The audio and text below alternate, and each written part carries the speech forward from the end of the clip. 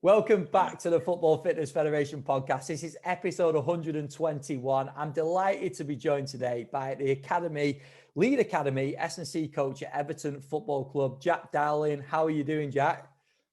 Hi, Ben. Yeah, very good. Thank you. Thanks for having me on.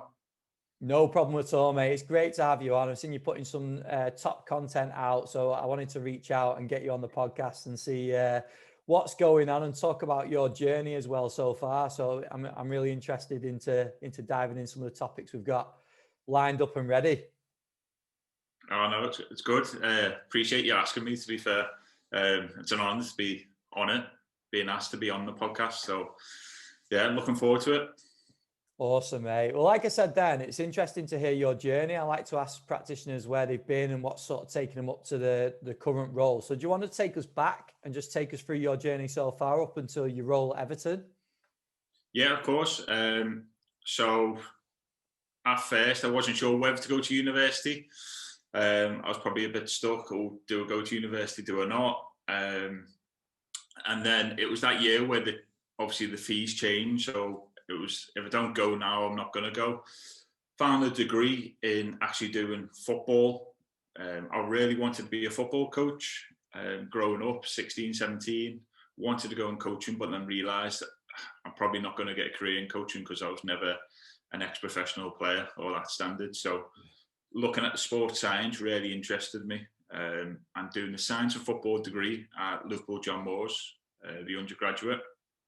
During the second year, they offer out an internship at Everton Football Club. It's the strong links we've got with John Moores. So I applied for that, and you go through the full CV interview process.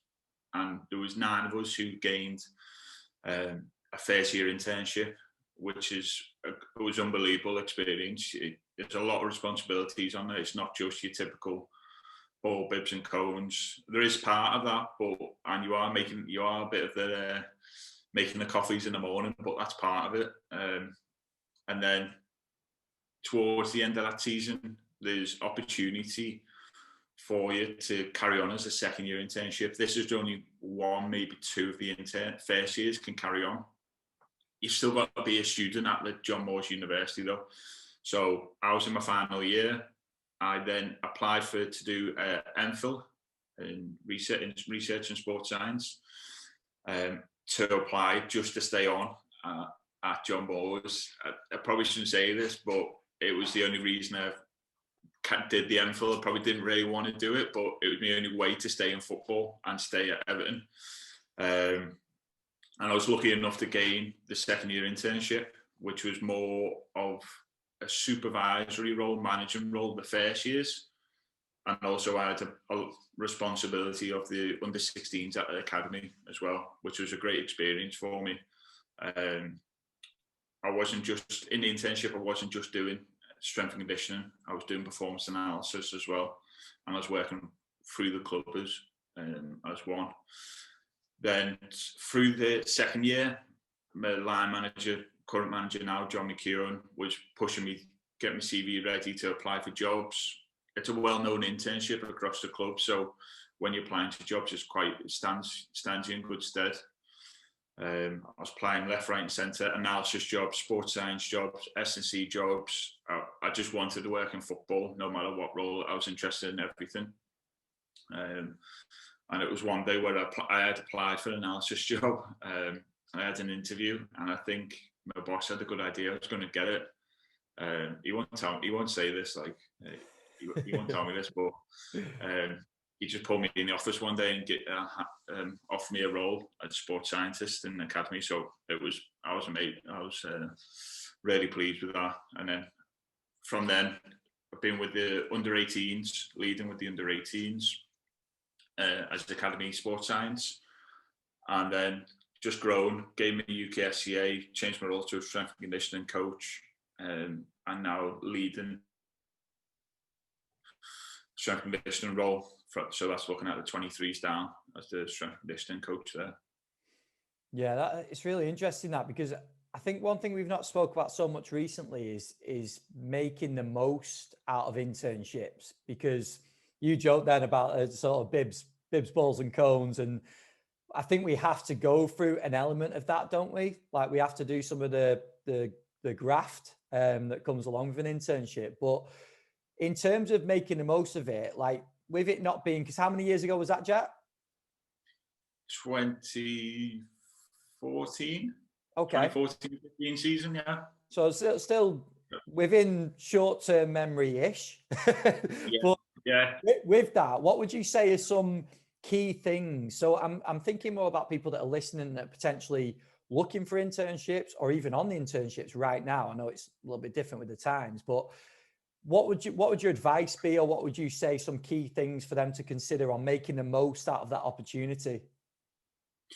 Yeah. We see now, because we still do the internship every year, and it's strange for me to be in a role where I'm leading the interviews, looking at the CVs. And I remember when I was in that position, sat opposite the table. I think the main thing is, if you're looking for internships or you step out to go into an internship, you're coming from university and you've got loads of knowledge and you're learning loads. But when you're going into you don't get taught what it's like in a football club and what the environment's like. You do to a certain point if you've got good lecturers supervising you, but when you first start, don't go in all guns blazing and think you know everything, because 9 times out of 10 people don't know everything. There's a lot to learn, and to be fair, that's one thing I was pretty good at, looking at eyeing up what's it like in the club. Keep your head down, do your jobs efficiently, make sure you're doing them, getting in early, just basically not giving anyone an excuse to go, oh, the interns again, not giving them an excuse for that. So just keep your head down, ask the right questions all the time, because people want to help you, and they want you to help them. That's what I ask our interns. I learn so much of our interns, as well as I'm there to help them. So don't go in all guns blazing if you're going into an internship just because you're from university and you've got this degree, which is amazing, but people within football may not understand that. It's the old Dunning-Kruger, isn't it? Like, we're thinking that we're experts probably before we are, because we've just come out the back of a load of education. But I think that's some great advice. And I know as well, Jack, you're working with some general pop sort of clients as well. Yeah. I've only recently started that, working just in the local area, a few local clients, and also a couple of exercise classes as well, it's just testing me. I want like a different challenge. I was probably more nervous doing my first exercise class than I was with any session with lots of first team player all the way down. I've never been as nervous with my first class, because it's a completely different environment.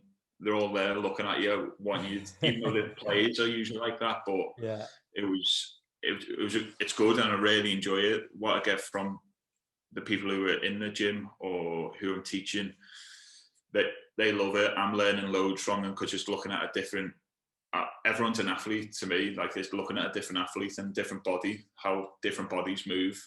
Not everyone's a footballer. And in terms of like developing skills for you said about there being like basically out your comfort zone. What do you think it's like developing, working with those sorts of clients for yourself as like a practitioner? Yeah, I think communication skills.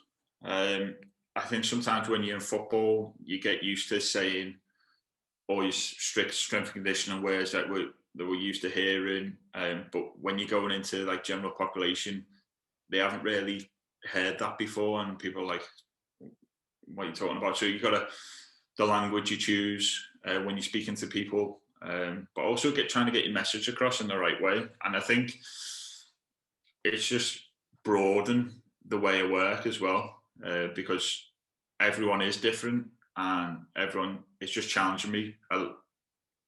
Apart from looking at footballers, looking at a middle-aged man or woman and how they move, and what requirements they need compared to a 17, 18, highly skilled athlete. Yeah, definitely. Yeah, it's really interesting that, isn't it? Because we talk a lot about soft skills, and doing that sort of thing and putting yourself in that sort of position is only going to develop that and help it when you're speaking to a group of players, or even a coach, or not necessarily even a coach, so just someone at the club. Like, developing that communication is really important, isn't it? Yeah, 100%. And even with like the younger boys, obviously we want to educate them in the strength and condition, but also we don't need to throw everything at them. Like, there's still kids at the end of the day. They want to enjoy the football, but we're supporting them with that. So how we deliver our message efficiently to them and effectively, so as they're going through the academy, that they're developing the knowledge on strength conditioning and why that's important. We don't need to throw all the science at them early on at under 12s. Well, I think that's a key skill, isn't it? Is getting your point across and getting the sort of technical stuff behind what you're trying to say without, like you said, just using a lot of jargon that just goes completely over their heads, isn't it? I think that's a really key skill to have. Yeah, 100%. And probably recently as well, we've only realised how much some of the players, they may not understand it, because we're doing these online sessions in the current circumstances. I'm getting them to coach a lot and ask them questions, because it is quite a good environment. They're all on their own. They're not messing about with each other. We can unmute them to ask them a question. We can mute them if we need to. Yeah, I was going to say. We can mute them if we need to, but then we're asking the question, getting to feedback to us what they know. And it was surprising. Sometimes we are guilty of telling them, right, no, you must do this because this is right. But then they just go, yeah, obviously, that's what we're going to do. But then do they actually know why that is important? Why is that important in their development? Why is that important for their sport? So I think over the past year, that's grown as well. And getting them to ask questions, we're getting it a lot more. So what's this exercise for? How does this help us? Which is great for us. Yeah, brilliant. So we were going to focus on, I was actually looking back because we're going to reference John Noonan's work, or some of John Noonan's work. And I can't believe how long ago it was that we actually had him on the podcast. It was way back on episode 16. So for anyone that's not listened to that one, go back and listen to it, because we're going to reference the movement matrix that John talked about in that podcast. And I know it's something that you guys still use at the club, and we're going to dive into it now. So do you want to just, for anyone that's not listened to that episode, Jack, do you want to just give us a bit of a rundown on what the movement matrix is to start with? Yeah. So I probably won't go into much detail as John is, or give us a bright answer. As John Noonan is, he's an expert in the field. But a movement matrix is a movement competency program. That's how we use it.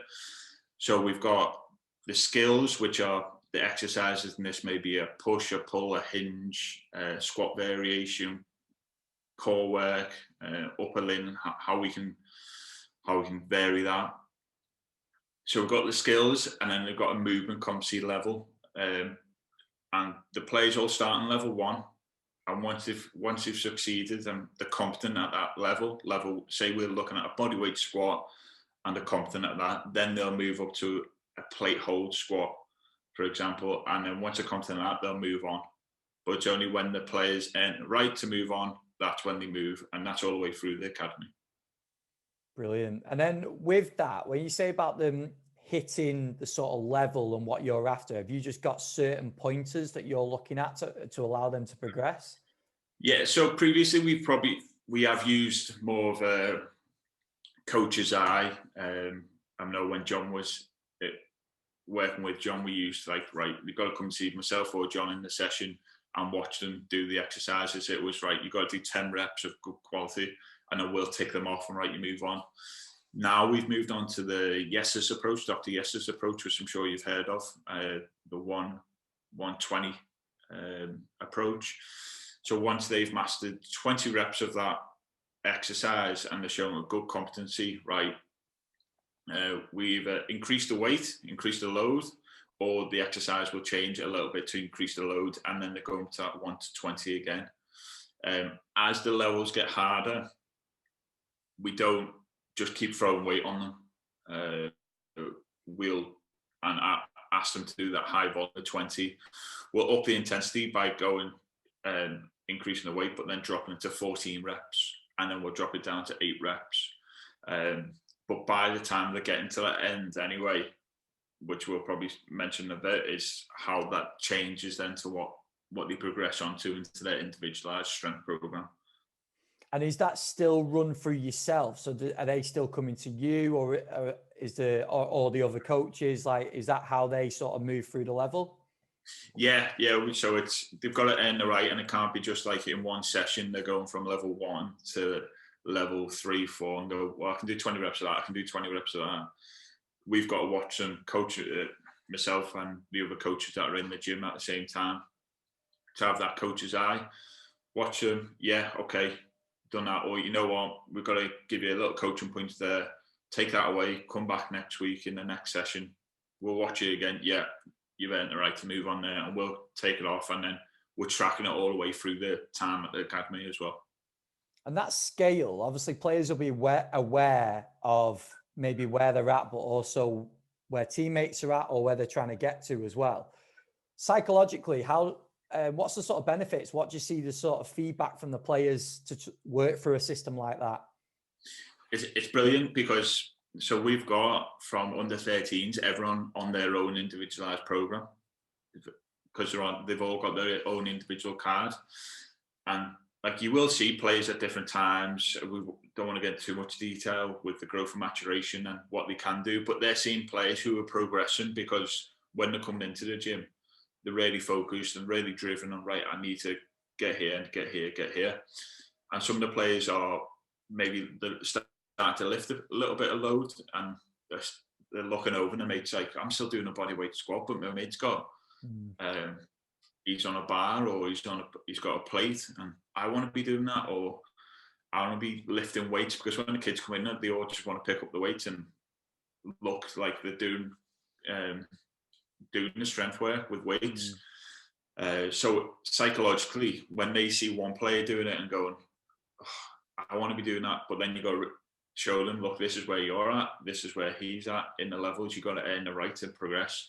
So then from there, we might have a chat, and the next moving on, they'll switch over to that sort of the other player's mentality. Right, I've got to get here because I want to be doing that. And they'll see that 9 times out of 10, it affects them out on the pitch as well. They'll see the effects out on the pitch and how good it is for them. Yeah, because it's that crucial time, isn't it, through those academy ages to develop these skill sets. And I know we're going to touch a little bit on like sort of movement quality and mobility as well in a little bit, but it's such a key time, isn't it? And if we're not focusing on that quality at that age, because it'd be so easy for kids just to be let loose, wouldn't it, and start lifting weights and probably lifting badly and not focusing so much on form and technique. It's an important time, isn't it, to master those skills?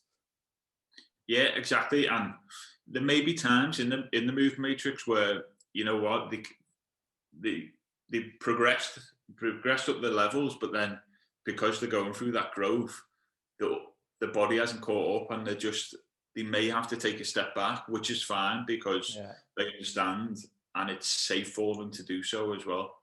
We're reducing the load as the body's adapting to that growth. And we're not going to keep smashing them with weights as they're growing, because it's not going to be healthy for them. So we'll reduce them back down, or they may say they get injured, they drop out. Right, where were they at? Where is it they're coming back in? That's where they need to get back up to on the movement matrix. So it's very simple and effective way, and you see the effects as they're going through the academy, and when they come to the 18, 23, the movement qualities that we've got in them. Yeah, it's a great system, isn't it? And the other thing I was going to ask on it is, obviously, the nature of academy football is that you'll have players coming and going, you'll have new players coming in. So is it easy to like slot a new player into the system, or are they starting at the start and earning the right to get through the levels? Like, how does it work with someone new coming in? Yeah, of course. Typically, it depends on their back. We'll speak to their background. Are they coming from a full-time academy, or are they coming from grassroots? I always like to start them on level 1, and yeah, if they are if they're from another academy and they've got a good gym program there, they will earn the right pretty quickly, and you'll see the good movement. We also do how we track movement qualities is using a AAA athletic ability assessments, and looking at certain movement qualities with that. And if we've signed a player, we would have gone through that assessment with them to see where they're at, what level they're at, and that probably helps with our decision where they should start on the movement matrix as well. And then getting towards the end of that matrix. So is that something, essentially, when would that end and when would they change their training up? So is there a certain age group that the matrix will go to, or are they carrying that on into 18s, 23s? Yeah, so you'd say the matrix card, or when we're handling a matrix card, probably ends towards the end of under 16. But all the movements that they do within that level will carry on. It's not like, right, you're not doing them movements anymore, because typically they're all movements that they're going to carry on. It's just the way the program may change into a typical strength program, and how we plan that in the scholarship. Because we're in full time, we've got more access to them. And also we can test them a lot more on the force decks, normal groin bar, and how we implement our testing scores into what they need in their program. Unfortunately, we can't do that with the young lads right down to you. And we want them to go through that movement competency program, so they are competent movers. And then when you get to 18, right, this is where we're starting to increase the load. And there might be at mid 16 we're doing that, because they are getting to that higher level. They're very competent at what they do. Okay, we use the testing scores at 15, 16. Let's see where they're at. This is what we need for them. And it's all the same movements. It's just the programming might be different. They're not doing the whole body session in one session. They focus on lowers at one point and uppers in a different one. It's a really nice system, isn't it? Because like you say, it gives a really individual approach to what they're doing, but within a team system, really, because they're all doing essentially the same things, but at different, all progressing at different levels, aren't they? Yeah, exactly. And that's the beauty of it, because you've got everyone individual program. People are moving at different stages, and like I said before, it drives a bit of competitive edge as well, because who wants to progress the most, and who's going to get to up to them levels, who's staying behind. So yeah, it's a great system, and especially in new football, you want them all to be good movers. So when we need to add load onto them, they are competent to do that. And when they're older, they've got that history and that background of a great movement competency. And one thing I was going to ask, obviously, without sort of naming names, like when you've seen a player come through from the younger age groups with Everton and go through the sort of whole process over a number of years, compared to a player that has potentially come in at maybe 14s, 15s, 16s, only got a few years in your system, can you see a difference between the two, just speaking generally? Yeah, definitely. And we're probably seeing the fruits of it this season and last, where this season is probably where they were, I think, under 13s, 14s when they started on the move, 13s when they started on the movement matrix in the first year. And now they're into the scholarship now, compared to players who may join that late or not. You are seeing differences in the capability of movements, especially the ones that are coming in haven't got any history of it. So yeah, you are seeing the big differences, and also differences from groups that have come through in the past that haven't been on the movement matrix, compared to the ones that are on now. Like, we're well advanced in where we should be in what they're able to do. Sometimes you'd be waiting until they're under 23s to what they're able to do, because they haven't earned the right to do it. Whereas now that our first year scholars, no, we're doing that sort of work with them.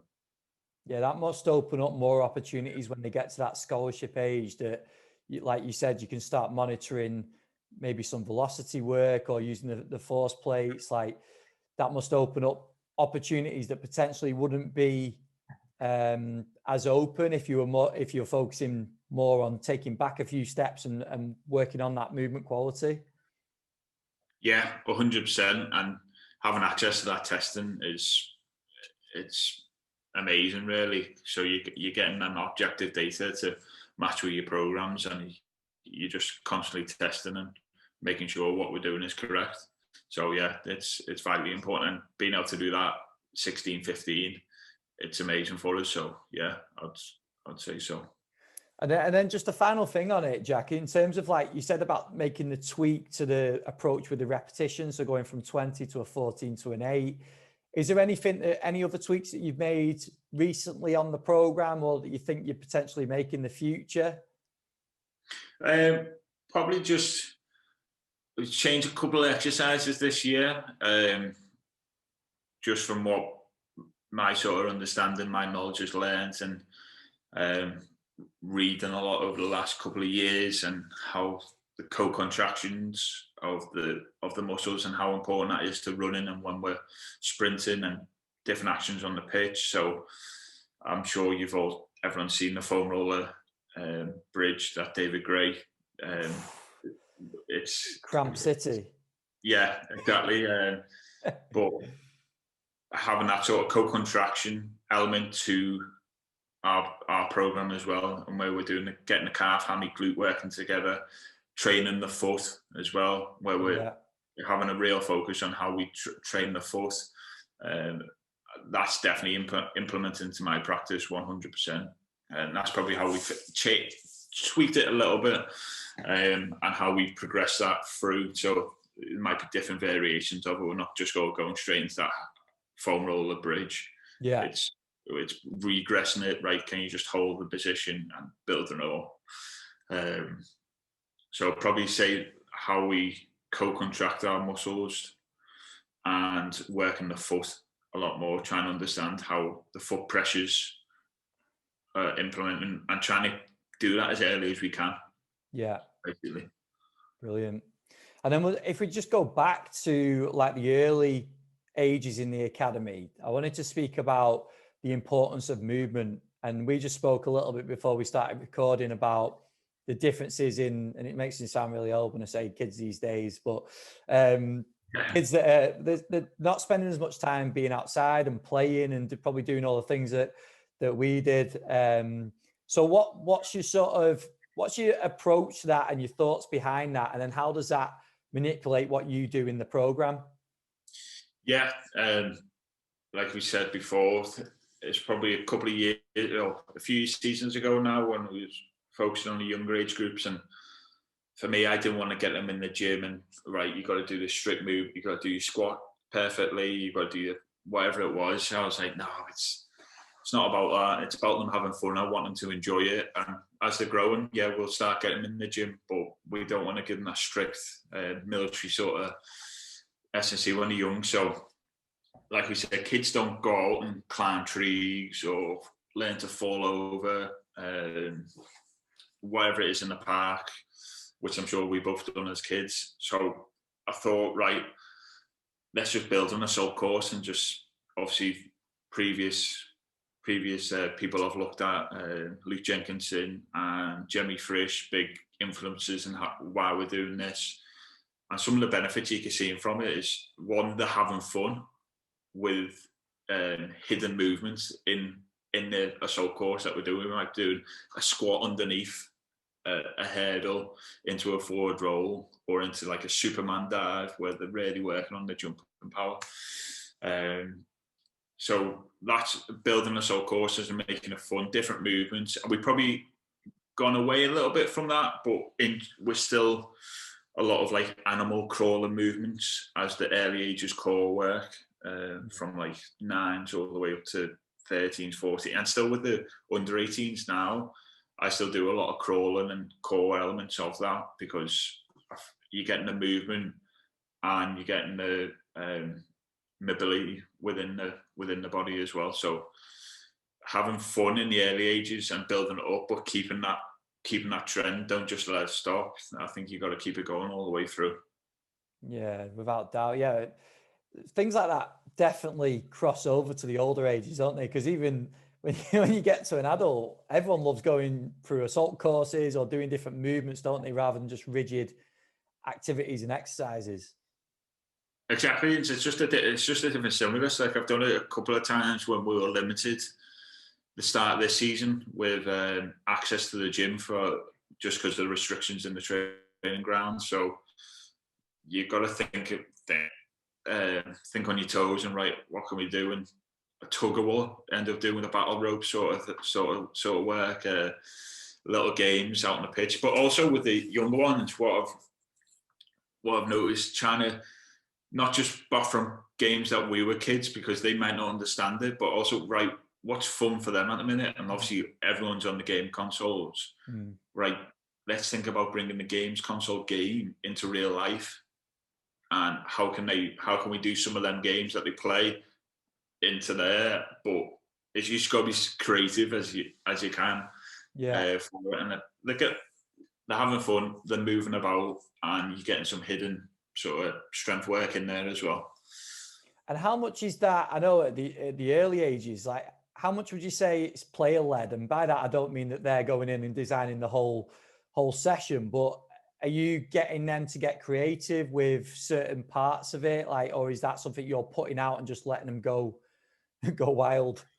Yeah, no, like, so I'll set up a course or whatever it was, and then they'll go through it. And sometimes you're just watching it and just going, maybe do that, or like someone's jumped over that with a single leg, and you just constantly watching them and thinking, right, how can I adapt that for next time? And yeah, players will come out. Sometimes you just say, you've got to get across there by whatever means necessary, and they'll be creative and give them the opportunity to think and make their own decisions as well. Yeah, no, that's brilliant.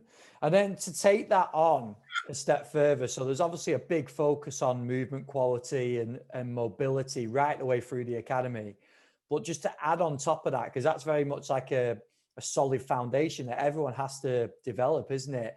To add on top of that, the strength side of things, strength training.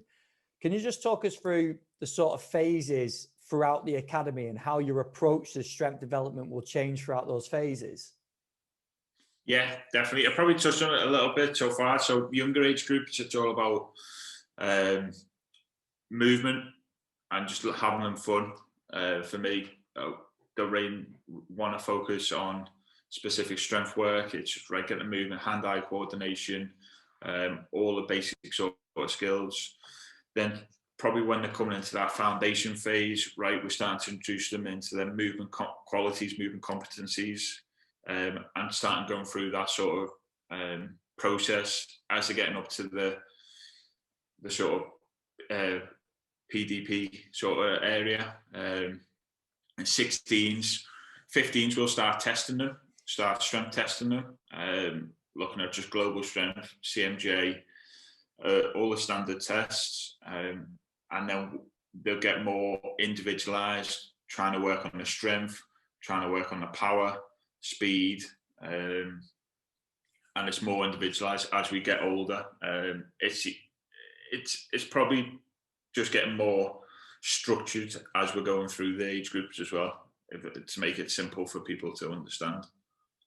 And then how would you say, obviously you don't have to go into too much detail if you don't want to, but in terms of periodization through a normal season, when you've got normal access to the gym and all the rest of it, like in terms of periodization for that throughout a season, what sort of, how would that work, especially for the older ages? Yeah, I'm not sure. Typically for me, I would, in the off season, target obviously strength. I'll do a lot of isometric work, long holds, heavy loading if we can, and carry that on into the start of the pre-season, because yeah, we may get fatigued, but not as much as lifting heavy weights because of the loads that are going out on the pitch as well. And I just areas of time, I look at what they're doing out on the pitch, where they're pushing on the pitch when we're dropping off, and mirroring that with the gym work, right? If they're dropping off on the pitch, we can push in the gym, and that might be lifting heavy loads, pushing the strength. So as you're getting into the season, we'll probably maintain push on the speed a little bit. So lighter work, pushing on speed. As you come into that Christmas period, typically in academy football, it's a down period for us. So I will push against strength, and test them again, see where they're at. Right, let's go heavy. They've got limited time on pitch. Let's push in the gym. Then as you're coming out, we're maintaining the strength again, pushing. It's just fluctuating all the time. It's not a linear sort of progression. Right, we're going to go strength. Right, we're now going power. I think it's just changing all the time, and it's up to each individual as well. Some individuals at different times, and it's hard when you've got an age group which has got from 16, sometimes 15, up to 18-year-olds. So you've got to manage each individual in that as well, and where they're at in their development. You're still in a development program rather than a performance program. So sometimes you may go into games tired. You may you're not going into every training session fresh. You may have a little bit of dumps, which is part of their development. It's good if they want to be where they want to be. That's a key point, isn't it? To recognise that. And I suppose the other factor with that is you've got players that aren't playing as many minutes. And so that program does have to be so flexible and adaptable, doesn't it, to each and every individual? Yeah, definitely. Injured lads as well, returning, and they've got to carry on the rehab sort of program and making sure that they're not just going right once they're in training, they're stopping that session, they're stopping that gym work, which is important for their injury. Everyone's different. You got like I'm sure everyone says you have got to be very flexible in football, adaptable to all the different things that are happening. Yeah, definitely. And just finally, Jack, before we go into some quick fire, the only other thing I wanted to ask you, I didn't want to take this up through the whole podcast because we focused on it a lot, but obviously COVID is like this sent this last year into meltdown. I was going to ask how you found working with players, because obviously I'm guessing you've had to do quite a lot of work online, like a lot of people have, had limited access to players actually at the training ground and in the gym. So how's it been for you, and how have the players sort of been coping with things? Yeah, obviously last year when it first happened, everything went online, and we carried on. It's towards the end of the season, and we weren't sure when we were coming back, so we just carried on maintaining towards the end of the season, still following the program, and we did the online sessions. The online sessions obviously were difficult at the start, and it was more an engagement, getting the lads together. And to be fair, we had a laugh. It was getting the lads to take the first part of the session, whether that's a little circuit, they're taking that before they go into the structured sort of work, which I would lead. And that was always fun and engaging for them. Obviously, when we returned, all the measures that are in place, it was a struggle at the start because it was coming for training and go, and they weren't getting the strength working as you would typically want. However, I feel like this pre-season was probably one of our best pre-seasons physically, because we're not in as much and we're not going through massive loads, which we typically would. And hopefully that's reflecting across football as well in the younger age groups, that we don't need to do double sessions constantly. Yes, we do need to do sometimes because they need that technical work, but in pre-season you don't need to smash them constantly. They're coming in fit. There's no one really comes in unfit anymore, because the programs, the quality coaches that and the work they're putting into them programs, they're coming back in a good condition. So we do single sessions and gone, try to maintain the strength work. That's probably been a big issue for us this year in gym access. We've been very limited to what we can do, but sticking to body weight, and for me, like Nordics, eccentric Nordics all the way through, it's the go-to exercise.